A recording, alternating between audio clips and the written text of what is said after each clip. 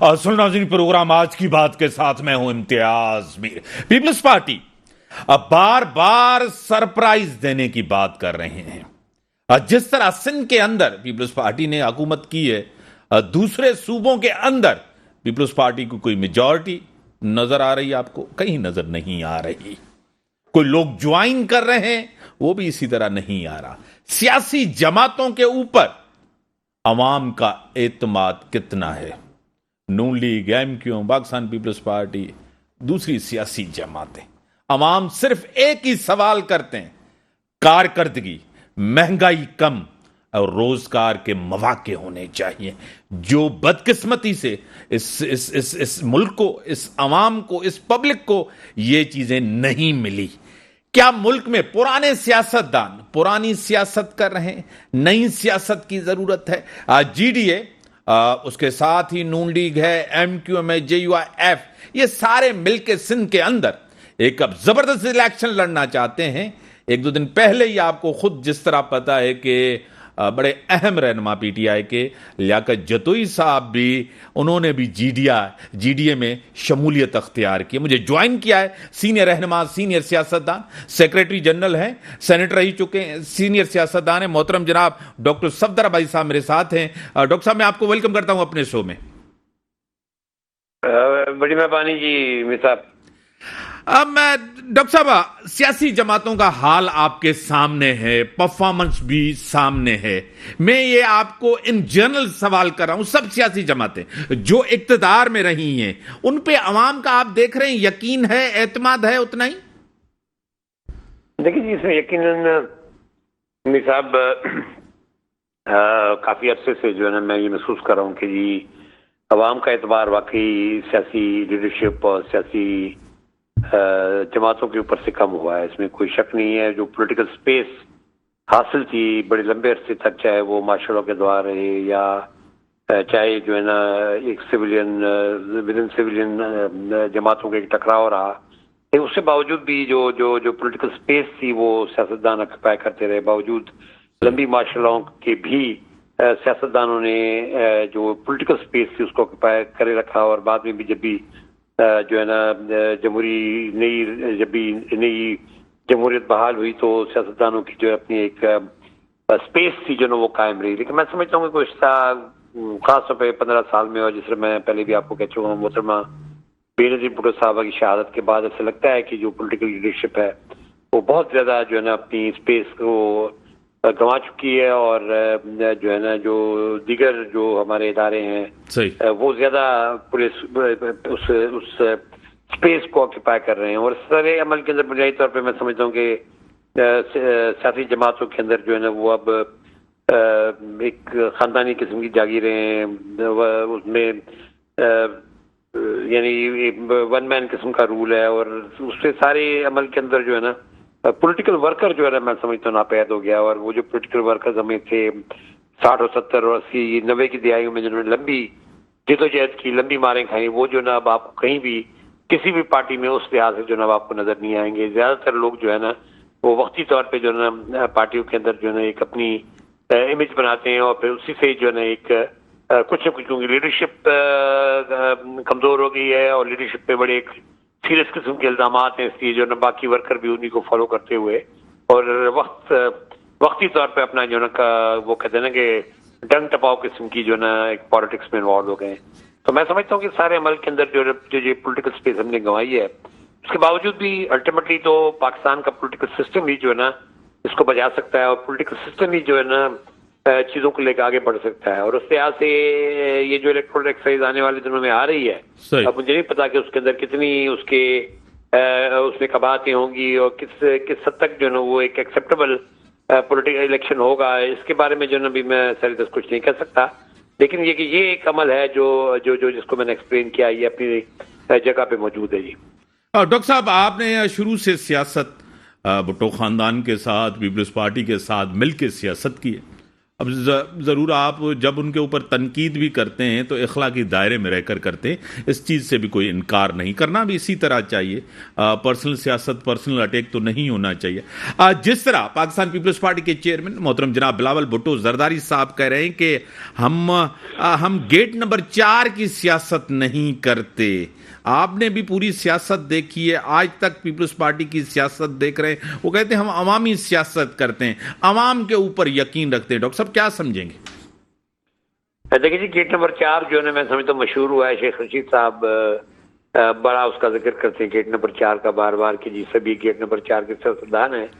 तो बिलावल साहब ने उसको निगेट करने की कोशिश की है और मैं समझता हूँ कि पाकिस्तान पीपल्स पार्टी की जो एक लंबी जद्दोजहद स्ट्रगल है उसमें गेट नंबर 4 किया बहुत ही, मैं समझता हूँ कि उससे दूर ही रही है पार्टी। लेकिन गुज़िश्ता खासतौर पर मोहतरमा बेनज़ीर भुट्टो साहब की शहादत के बाद गुज़िश्ता इलेक्शन रहे बाद 2013 का या 2018 में, उसमें ज़रूर एक कॉम्प्रोमाइज़ का एलिमेंट ज़रूर आया, जहाँ पार्टी जो है ना वो एक कॉम्प्रोमाइज़ फार्मूला के तहत उन्होंने सिंध का इक़्तिदार हासिल किया, जहाँ पे पार्टी पूरे तीनों सूबों के अंदर बिल्कुल वॉश आउट हो गई, जहाँ वोट बैंक जो था 70-80 हज़ार से गिर के कहीं 1200, कोई 1400, कोई 1800 रह गया।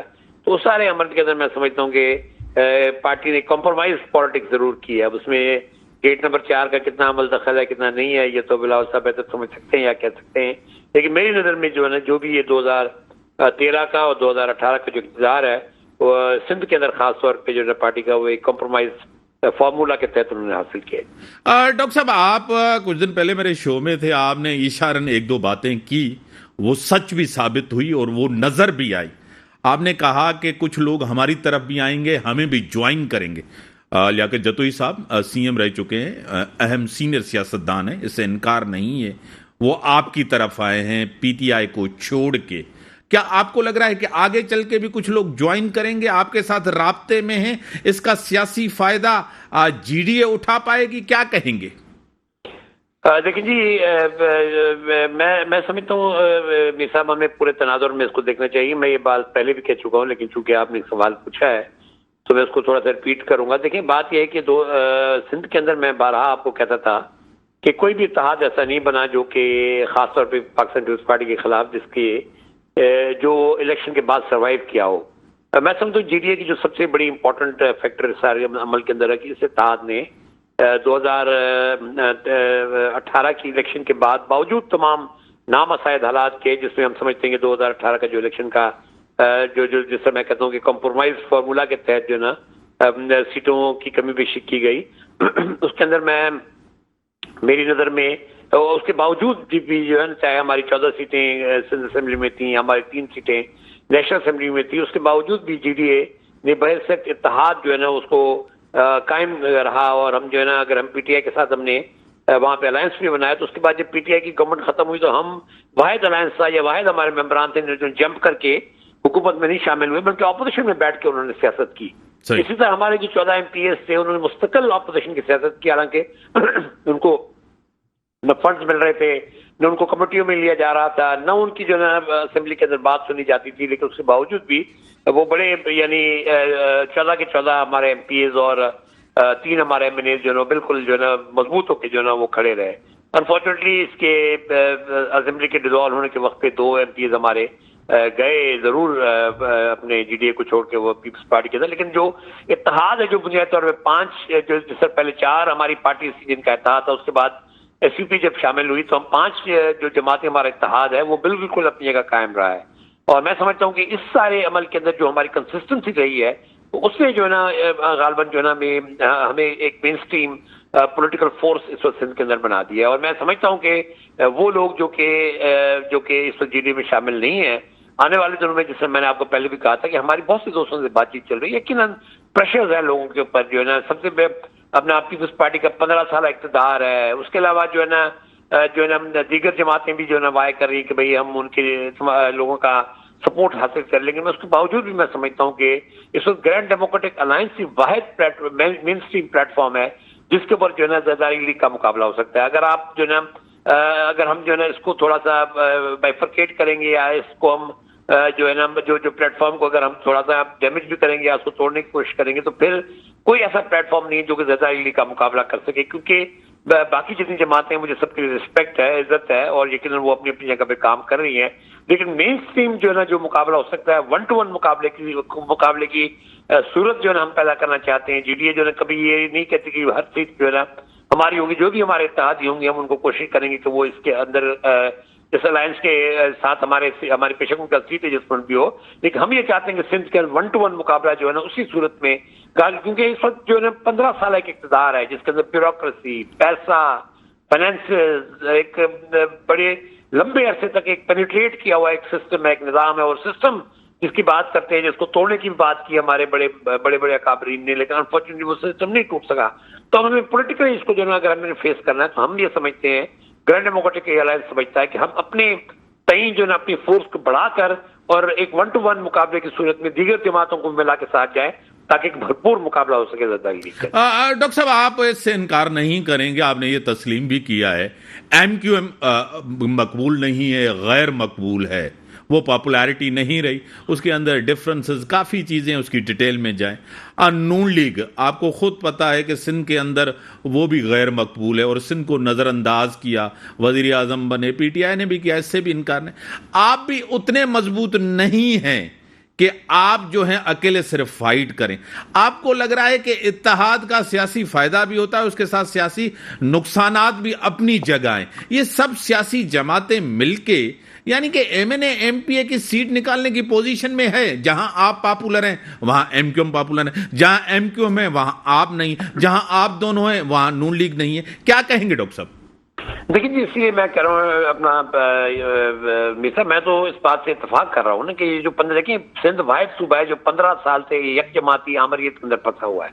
इस यक जमाती आमरीत के अंदर जो है ना एक सिस्टम क्रिएट किया गया है जिसके अंदर जो है एक लूटमार का बाजार गर्म किया गया है, और बाकायदा तो सिस्टम के तहत जो है ना इस यानी सिंध के अंदर बाकायदा पैसा हासिल करके उस पैसे की बुनियाद पर सियासत की गई। मैं नाम नहीं लेना चाहता, लेकिन 85 लोग ऐसे हैं जो कि बिल्कुल साइकिलों और अपने जो है ना बसों में घूमते थे, आज वो अरबपति बन गए इसी पार्टी के हवाले से, और जो है ना उनको बिल्कुल खुली छूट दी गई है कि जी वो अपने माल बनाए और फिर माल जो है ना वापस खर्च किया जाए और खर्च के जरिए जो है दोबारा इक़्तिदार हासिल किया जाए। तो ये सारी जो मैनिपुलेशन को इस 15 साल के अंदर हुई है, मैं समझता हूँ, मैं बिल्कुल इस बात से इत्तेफाक कर रहा हूँ कि जी उससे कोई एक पॉलिटिकल फोर्स या एक पॉलिटिकल शख्सियत उस अमल को चेंज नहीं कर सकती। उसके लिए जरूरी है कि हम, जिससे मैं आपको कह रहा हूँ कि जितने भी बेशक जमातें कमजोर भी हो, लेकिन हमें हमारी कोशिश है कि भाई जिसका जहां स्ट्रांग वोट बैंक है, जिसका जहां अच्छा स्ट्रांग हमारे पास कैंडिडेट है, बाकी जमातें उसको सपोर्ट करें। लेकिन इस सारे अमल के अंदर अगर आप देखें तो जीडीए जो है एक प्रीमियर जो है फोर्स है इस वक्त सिंध की। मैं ये नहीं कह रहा हूँ कि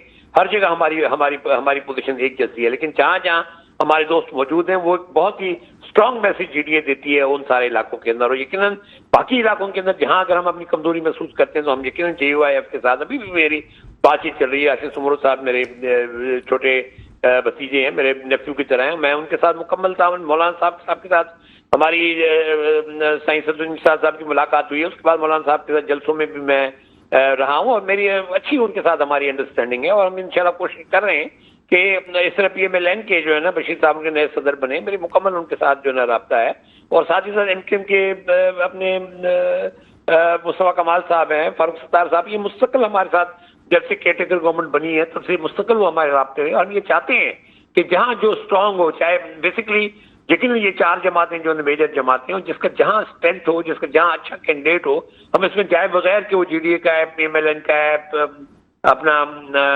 MQM का है या JUI का है, उसमें जाए बगैर जहां जिसकी ज्यादा स्ट्रांग पोजीशन हम उसको सपोर्ट करें सब मिलके।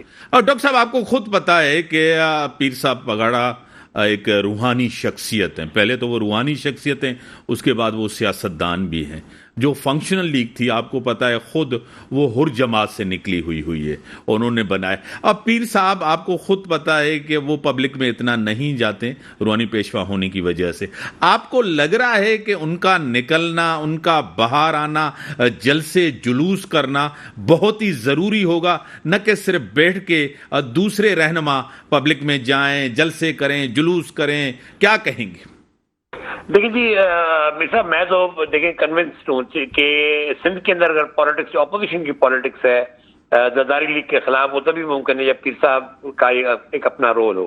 जब हम ये ग्रैंड डेमोक्रेटिक अलायंस हम जब बनाने जा रहे थे 2017 के अंदर, तो पीर साहब की जो है एक फलक्रम की पोजीशन है कि जिसकी गिर्द बाकी जो सिंध की जो भी सियासतदान है वो उनके गिर्द इकट्ठे हो जाते हैं। अनफॉर्चुनेटली हमारे पास इस वक्त ऐसी पीर साहब से बेहतर कोई शख्सियत नहीं है जिसके गिर्द बाकी दोस्त मिल सके। जाहिर है पीपल्स पार्टी की जरदारी साहब की अपनी सियासत है, वो अभी जगह है, लेकिन बाकी जितने भी जो पोलिटिकल उनसर है मेरी अब नजर में वो पीर साहब की शख्सियत के बगैर जो है वो सिंध के अंदर जो है मुकम्मल नहीं होता। और इसी वजह से जब हमने 2018 में जब हमने 2017 अक्टूबर में जब हमने ग्रैंड डेमोक्रेटिक अलायंस हम बनाने जा रहे थे तो सबने जो है पीर साहब की क़यादत पे एतमाद किया और उन्हीं की गिर्द ये जीडीए बनी और उन्हीं के गिर्द, और मैं समझता हूँ कि ये पीर साहब की कमिटमेंट की वजह से जो है जीडीए आज तक चल रही, क्योंकि पीर साहब ने बड़ा जब भी उनसे बात हुई तो उन्होंने ये कहा कि भाई अगर तमाम दोस्त जो मेरे साथ खड़े हैं आज अगर वो खड़े होंगे तो मैं जीडीए नहीं तोड़ूंगा, मैं कोई अपनी पार्टी नहीं बहाल करता जब तक मेरे साथ दोस्त खड़े। तो ये सारे दोस्त जो उनके साथ थे, जो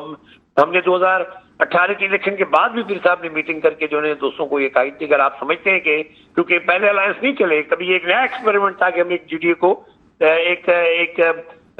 एक इंतखाबी शक्ल में हम लेकर चल रहे थे और हमारी यानी इंतखाबात के बाद भी जो है ना ये ऑफर पीर साहब ने की दोस्तों को कि भाई अगर आप समझते हैं कि जी अब हमारी जरूरत नहीं रही जीडीए की तो हम इसको जो है ना वाइंड अप भी कर सकते हैं। लेकिन तमाम दोस्त जो उस वक्त मौजूद थे उन्होंने सबने ये फैसला किया नहीं जी हम जीडीए को कायम रखेंगे और जीडीए के प्लेटफॉर्म के ऊपर ही हम आएंगे अपनी पॉलिटिक्स करेंगे। डॉक्टर साहब इसमें छोटा एक सवाल मैं थोड़ा सा ऐड कर दूं। डॉक्टर साहब आपको पता है कि 8 फरवरी को इलेक्शन हो रहा है, एक तो मुझे बताएं कि इसके ऊपर भी एक बड़ी कंफ्यूजन है कि होंगे नहीं होंगे हालात एक तरफ, और दूसरी तरफ election commission, chief election commission, सूबा इलेक्शन कमीशन और फ्री एंड फेयर इलेक्शन कराने जा रहे हैं। आपका पूरा एतमाद है, आपके इत्तेहादी जो है उनका पूरा यकीन एतमाद फ्री एंड फेयर इलेक्शन होने जा रहा है सर? लेकिन जी एक अनसर्टन कंडीशन है, सिचुएशन है मीर साहब, इसमें कोई शक नहीं कि हम एक अनसर्टनिटी की फिजा से गुजर रहे हैं, क्योंकि अनाउंस इलेक्शन जो सुबह पंजाब असेंबली की और फिर केपी असेंबली की वो नहीं हो सके। ये दोनों असेंबलियां तो जनवरी से टूटी पड़ी हैं, तो उसमें जो सुप्रीम कोर्ट के ऑर्डर आया उसके बावजूद भी जो है ना इलेक्शन नहीं हुए। उसी जो नेशनल असेंबली के फ्लोर पे खड़े होकर बिलावल साहब ने और मियां शहबाज शरीफ साहब ने और जितने भी उस वक्त जो पीडीएम के इत्तेहादी थे उन्होंने खुल्लम खुला जो ना उस डिसिजन को वायलेट किया जो कि चीफ जस्टिस साहब की तरफ से आई थी, सॉरी उनकी बेंच की तरफ से जो सुप्रीम कोर्ट की बेंच का फैसला था, खुल्लम खुला उसको वायलेट किया। उसके बाद जो भी सूरत बनी तो उसको भी असेंबली को डिसॉल्व हुए तकरीबन जो है 3 माह गुजर चुके हैं, तो उसमें भी सारी के सारी जो सेंसस का अमल आया, फिर डिलिमिटेशन का अमल आया, तो वो एक प्रोसेस जो है ना तकरीबन अगर आप देखें तो पंजाब असेंबली को तो 1 साल हो जाएगा 8 फरवरी को डिले हुए इलेक्शन को। इस तरह ये इलेक्शन भी जो 3 माह के जो 90 डेज का जो प्रोसेस है जो 14 अगस्त से 14 नवंबर को खत्म हो रहा था वो फरवरी के में चला गया। तो इस वजह से एक अनसर्टेनिटी की फिजा है, लोग जो है ना ये एतबार नहीं कर रहे किसी भी वजह से। मैं उसमें नहीं कह रहा कि भाई किसी इलेक्शन कमीशन का अपना काम नहीं कर रहा या इलेक्शन कमीशन जो है ना अपना जो उसकी तरफ से कोई वो रिलेक्टेंस है या जो है ना दीगर इदारे जो क्या सोच रहे हैं, लेकिन एक अनसर्टेनिटी की फिजा है जिसके अंदर लोग अभी तक यकीन नहीं कर पा रहे। हालांकि चीफ जस्टिस साहब ने बड़ा खुल्लम खुला जो है बबांग दौल इस बात का ऐलान किया कि 8 फरवरी को इलेक्शन होंगे और इलेक्शन कमीशन भी ये कह रहा है, लेकिन लोगों के वसवसे और दिलों के अंदर जो एक एप्रीहेंशन है इलेक्शन की डेट के हवाले से, वो बावजूद बहुत सी इश्यूज हो सकते हैं जिसकी वजह से अभी तक वो कायम है। और बाकी रहा हमारा जीडीए का सवाल, हम अपनी जितनी भी रिजर्वेशन है केयरटेकर गवर्नमेंट के लिए और इलेक्शन कमीशन के लिए वो हम प्राइवेटली भी उसको कहते रहे हैं, उनको पब्लिकली भी हमने प्रेस के जरिए जो उनको आगाह किया है और हमने लिख के भी लेटर्स दिए हुए हैं इलेक्शन कमीशन को, जहां हमने अपने जो हमारे जो मुतालबात थे या हमारी जो डिमांड्स थी वो हमने उनके सामने रखी, लेकिन अनफॉर्चुनेटली उन पर कोई अभी तक जो है ना खातिर ख्वाह अमल नहीं हो रहा। तो ये जो इलेक्शन प्रोसेस है खासतौर पर सिंध के अंदर हम समझते हैं कि अभी तक वन साइडेड है और अभी तक जो है वही केयरटेकर सेटअप जो है वही गवर्नमेंट का सेटअप चल रहा है, वही ब्यूरोक्रेसी चल रही है, उसी से जो है इन्होंने जो है वो रिटर्निंग और ऑफिसर्स और प्रिजाइडिंग ऑफिसर्स लेने, वही सिस्टम अभी तक चल रहा है और उस सिस्टम के तहत जो है ना उसी तरह जो है एक लूटमार का बाजार गर्म है। तो सारे अमल के अंदर हमारी बड़ी रिजर्वेशन है सारे प्रोसेस के ऊपर, लेकिन जिस तरह हम एक पोलिटिकल फोर्स है या हम पोलिटिकल लोग हैं, हम इसका भी मुकाबला कर रहे हैं, अपने मुतालबात भी हम सामने रख रहे हैं और इंशाल्लाह आने वाले दिनों में एक भरपूर इलेक्शन कैंपेन भी हम चलाएंगे इंशाल्लाह। सर मुल्क के अंदर आपको खुद पता है कि एक पोलराइजेशन की सियासत है, न इससे आप इनकार करेंगे न मैं इनकार करूंगा। आपको पता है उसके साथ ही मुआशी इस्तेहकाम जितना हमें नजर आ रहा है यह क्रेडिट आर्मी चीफ को जाता है, आसिम मुनीर साहब को जाता है कि एक बेहतरी इन्वेस्टमेंट डॉलर जिस तरह रोका गया इससे भी आप इनकार नहीं करेंगे। आपको लग रहा है कि इलेक्शन के बाद कुछ लोगों का ख्याल यह है कि निगरान सेटअप कंटिन्यू करे और इससे मैशियत बेहतर हो रही है। आपको पता है कुछ सियासी जमातें कहते हैं जमहूरियत, पार्लियामेंट, अवामी मैंडेट सब कुछ उसके बाद मसले हल होंगे, क्या कहेंगे डॉक्टर साहब?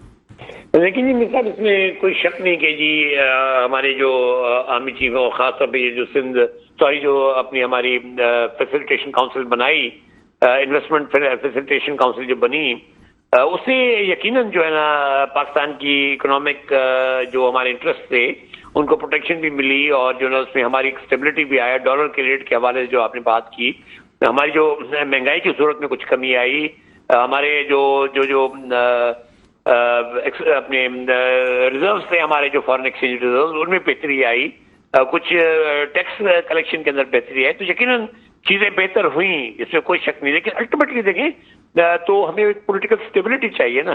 पॉलिटिकल स्टेबिलिटी तो जाहिर है कोई पॉलिटिकल गवर्नमेंट दे सकती है, उसके अंदर यकीनन जो है ना जिस तरह खासतौर पर कुछ 10-15 साल के अंदर जो हमारी पाकिस्तान की स्टैब्लिशमेंट का जो एक रोल है वो अपनी जगह रोल उसको तो हमें पाकिस्तान के फायदे के लिए अगर उसको इस्तेमाल किया जा सकता है तो उसको किया जाना चाहिए। लेकिन अल्टीमेटली जो पॉलिटिकल स्टेबिलिटी मुल्क के अंदर आनी है वो तो किसी सियासी निजाम के तहत आएगी ना। तो उस सियासी निजाम को कायम करने के लिए एक fair and free electoral process के लिए क्या क्या लवाजमात चाहिए, मैं समझता हूँ उसकी बड़ी डिबेट जारी है और आने वाले दिनों में उस पर वो जारी रहेगी। और हम तो हमको दुआ करते हैं कि जी हम एक अच्छी एक फ्री एंड फेयर इलेक्शन की तरफ अपने नए बड़ी मेहरबानी डॉक्टर साहब, आपने टाइम दिया। ब्रेक के बाद आते हैं, डिस्कशंस को आगे बढ़ाते हैं।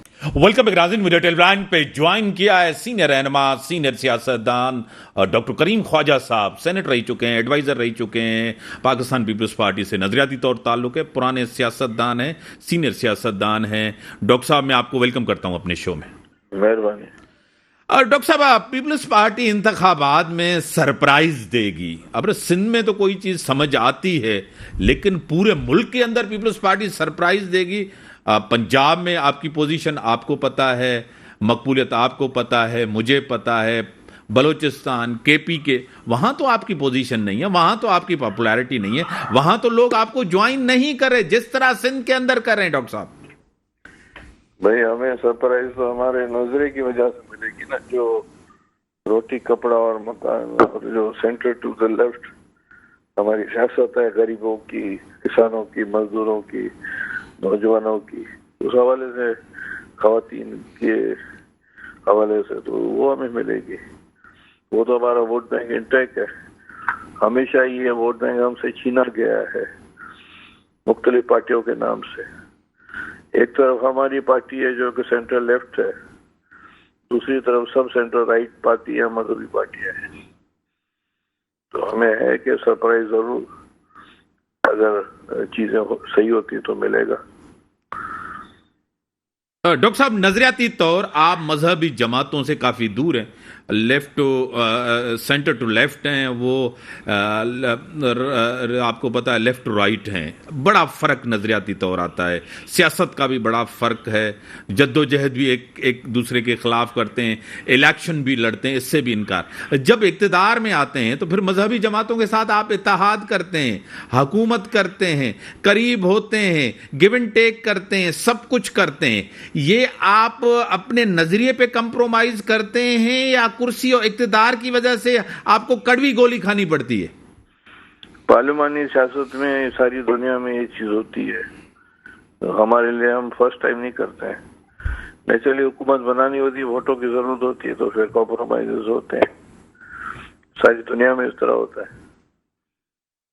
सही। डॉक्टर साहब, आपको पता है कि बिलावल साहब बार बार वो करते हैं पुराने सियासतदानों को, पुरानी सियासत, मैं इन जनरल पूछ रहा हूं, सब सियासी जमातों के लिए पूछ रहा हूं कि मुल्क के अंदर पुराने सियासतदान हैं, पुरानी सियासत कर रहे हैं, इससे लोग तंग हो गए हैं, नई सोच आनी चाहिए, नया विजन आना चाहिए। डॉक्टर साहब आना चाहिए, उनका कहना है तो सही कह रहे होंगे।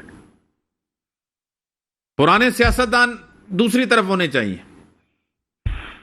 देखें, अब ये बहुत बड़ी लंबी डिबेट है, ठीक है ना। बाकी उनका अगर ये ख्याल है, जो मैं समझ रहा हूँ कि वो चाह रहे हैं कि नई चीजें होनी चाहिए, तो नई चीजें तो पुराने लोग भी कर सकते हैं, और नई चीजें पुराने लोग नहीं भी कर सकते हैं।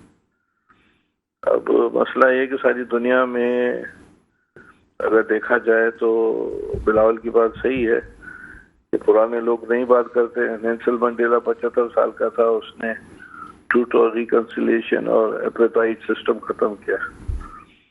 माओ जेडंग ने जब इख्तियार संभाला तो वो 50 साल के थे। लेनिन ने जब इनकलाब लाया तो वो भी लगभग 47-48 के थे। तो ये अब पार्लियामेंट में जो लोग अक्सरियत होती है वो 50 प्लस या 40-45 प्लस के लोग होते हैं। तो अब उनका ये ख्याल है कि नई सोच आनी चाहिए, भले पुराने क्यों नहीं लोग हों। और यकीनन वो भी प्राइम मिनिस्टर के कैंडिडेट है, वो भी चाहते हैं कि उनको मौका मिले, तो हम भी चाहेंगे उनको मौका मिले। इसका मतलब यही हो सकता है। डॉक्टर साहब, आपकी सियासत पे गहरी नजर है, हिस्ट्री पे गहरी नजर होती है। हम हमेशा आपके साथ डिस्कस ये करते हैं। अब पिछले कुछ साल आपके सामने है, सोसाइटी डीपोलिटिसाइज हुई है, लोगों का, अवाम का, मैं इन जनरल सबकी बात कर रहा हूं, अवाम का सियासतदानों पे, सियासी पॉलिटिकल पार्टीज पर एतमाद कम हुआ है, यकीन कम हुआ है। क्या कहेंगे, एग्री करते हैं इससे? पाकिस्तान में इस वक्त डार्क एजेस हैं। यूरोप में एक वक्त था ना जब डार्क एजेस थी, जब कलीसा हावी था, जब पोप हावी था, जब जादूगर हावी थे, जब औरतों को जलाया जा रहा था, जब जो है इल्म की रोशनी कम थी, जब जो है दहशतगर्दी थी, अफरा तफरी थी। वही जो है डार्क एजेस इस वक्त हमारे मुल्क में इस वक्त क्या बहुत अरसे से चल रहा है। अब ये तो इंसान की जदोजहद होगी, नौजवानों की, लोगों की, साइंस और जो है दीगर चीजों की, जब ये सब चीजें चेंज होगी, इसके लिए जदोजहद होती है, हम और आप कर रहे हैं। और वक्त के साथ चीजें कभी कभी प्रिडिक्ट नहीं की जा सकती कब होगा और किस वक्त होगा, तो जदोजहद तो की जा सकती है। तो पाकिस्तान की डार्क एजेस जो बात कर रहे हैं, डीपोलिटिकलाइज भी एक डार्क एज है। और बदकिस्मती आप देखें चैनल्स पर, ये अच्छी बात है कि स्पोर्ट्स चल रहे हैं या ड्रामे चल रहे हैं, तो उसमें सिर्फ शादी ब्याह और लव और मैरिज के इशू है, सोशल इश्यूज कम है। तो ये क्या, ये भी डीपोलिटिकलाइजेशन है। सो कॉल्ड दानिश्वर, सूटो दानिश्वर या पंटर्स या वो लोग जो के प्रॉक्सी है किन कुव्वतों की, जिनकी विजन्स कुछ नहीं है, उनको प्रमोट किया जा रहा है, स्पेस दी जाती है। वैसे भी जो इलेक्ट्रॉनिक्स मीडिया में लोग कम दिलचस्पी ले रहे हैं और सोशल मीडिया में ज्यादा जा रहे हैं। तो लेट्स सी क्या होता है, आई डोंट नो। डॉक्टर साहब, आपको पता है कि इस्तेकाम नहीं है और मुल्क के अंदर सियासी इस्तेकाम नहीं, बेहतरी की तरफ हम नहीं कंटिन्यू 15 साल जो हुक्मरानी रही, मैं उसकी डिटेल में नहीं जाता, उसमें बहुत सी बातें हमने पहले भी की हैं, आगे भी करेंगे जरूर। आपको लग रहा है कि जब इलेक्शन होगा, free and fair election, level playing field सबको दी जाए, न सिर्फ पीपल्स पार्टी, सबको दी जाए, उससे हालात बेहतर होंगे इलेक्शन के बाद? डॉक्टर साहब, फेयर इलेक्शन अगर होते हैं, लेवल प्लेइंग भी सबको मिलती है, वो पीटीआई हो, पीपल्स पार्टी हो, नून हो, कोई भी पार्टी हो, तो उसमें बेहतरी आएगी और लोग अपनी मर्जी से वोट दें। वरना अगर मैनिपुलेट करेंगे तो फिर तो वो ऐसी सो कॉल्ड हो। बड़ी मेहरबानी सर, आपने टाइम दिया। नाज़रीन, ब्रेक का टाइम होगा, ब्रेक के बाद आते हैं, डिस्कशंस को आगे बढ़ाते हैं। वेलकम नाज़रीन, मेरे टेलीलाइन पे ज्वाइन किया है सीनियर रहनुमा, सीनियर सियासतदान, मारूफ कानूनदान है, पाकिस्तान सुप्रीम कोर्ट बार के प्रेसिडेंट रह चुके हैं, मोहतरम जनाब एडवोकेट यासीन आजाद साहब मेरे साथ हैं। यासीन साहब, मैं आपको वेलकम करता हूं अपने शो में। Thank you sir, thank you. Yasin Azad साहब, इस सियासत को आपने बड़ा करीब से देखा है, सीनियर पॉलिटिशियन है, सीनियर कानूनदान है, इससे कोई इनकार नहीं है। ये कुछ 15 साल आपके सामने है कंटिन्यू के, अवाम का एतमाद सियासी जमातों के ऊपर, सियासत पे एतमाद उठ गया है क्योंकि वो डिलीवर नहीं कर पा रहे। क्या कहेंगे यासीन आज़ाद साहब? देखिए सर, ये कहना कि अवाम का एतमाद सियासी जमातों पे से उठ गया है, मैं इस जुमले से इत्तेफाक नहीं करता, इसलिए कि 8 फरवरी को जब इलेक्शन होंगे, पाकिस्तान के लोग जब वोट डालने के लिए निकलेंगे, तो तब आपको इस बात का जवाब मिलेगा कि क्या पर लोग वोट डालने के लिए अपनी अपनी जमातों को जाने के लिए तैयार है या नहीं। मैं ये समझता हूँ कि पॉलिटिकल वर्कर हर जमात का 8 फरवरी को जब इलेक्शन होंगे, हर आदमी रोड पे आएगा, अपने सपोर्टर को लेके आएगा और आपको एक इतनी गहमा गहमी नजर आएगी कि आप इसका तस्वर भी नहीं कर सकते। पाकिस्तान के लोग काफी बाशऊर हैं, वो ये समझते हैं कि इस मुल्क के अंदर जो जमहूरी सिस्टम जो इस वक्त पटरी से उतरा हुआ है, उसको वापस पटरी पे लाया जाए, ताकि नया आने वाला जो भी पॉलिटिकल पार्टी मैंडेट लेती है पार्लियामेंट के अंदर, वो लोगों के मसले मसाइल को हल करे। आपके पास सूबों में आप देखें लोकल बॉडीज भी अपनी जगह काम कर रही है। सिंध के अंदर लोकल बॉडीज ने अपना काम स्टार्ट किया हुआ है, लेकिन ये बात कहना है कि ये सूरत बनेगी, मैं नहीं समझता कैसी सूरत बनेगी। आप जनूबी पंजाब में देखें, इस श्रीलंका में पाकिस्तान के जो जलसे हुए, अच्छे खासे जलसे हो रहे हैं, पब्लिक आ रही है। और आज भी जब आप कैंडिडेट को पॉलिटिकल पार्टीज अपना अपना टिकट देंगे और उस हल्के में जिस पॉलिटिकल पार्टी के कैंडिडेट का अपना असर होगा, उसकी रात की वजह से पब्लिक रोड पे आएगी, वो आगे आएगी, वोट देगी।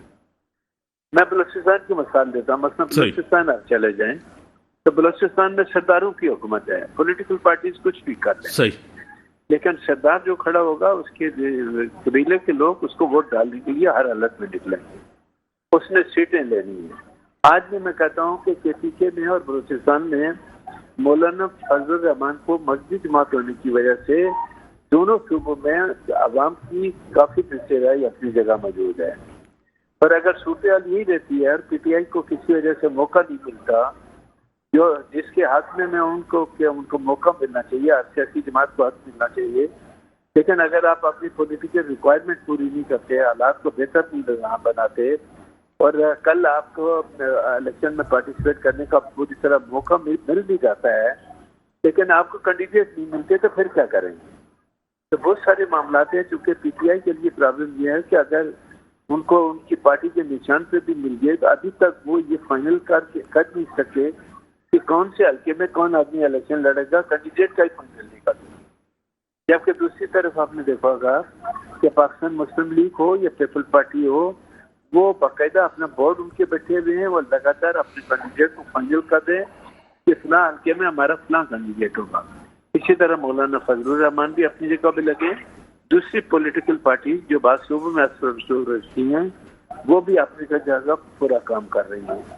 तो मैं ये समझता हूँ कि पब्लिक नहीं आएगी, आप देखेंगे बेताशा पब्लिक निकलेगी। इवन बाद इलाकों में जो सर्दी होगी, वहाँ भी आप देखेंगे कि ये पाकिस्तानी कौम वोट डालने के लिए निकलेगी और लोगों को वोट। बड़ी मेहरबानी सर, टाइम लिमिटेड है, बड़ी मेहरबानी एडवोकेट यासीन आज़ाद साहब। जो हालात हैं, हर किसी का पॉइंट ऑफ व्यू है, सवाल ज़रूर करना चाहिए। अगर मुआशरे के अंदर, सोसाइटी के अंदर, मुल्क के अंदर देखते हैं तो आवाम का कितना एतमाद है सियासी जमातों पे, इलेक्शन बैरोमीटर होता है, वहाँ पता चलता है कितने लोग आएँ, वोट ज़रूर दें और एक कौमी फरीज़ा है, इसको ज़रूर अदा करें। लेकिन जो कारकर्दगी रही है सियासी जमातों की, वो क्वेश्चन मार्क। सबको लेवल प्लेइंग मिलनी चाहिए। इसी के साथ इजाज़त, अल्लाह हाफ़िज़।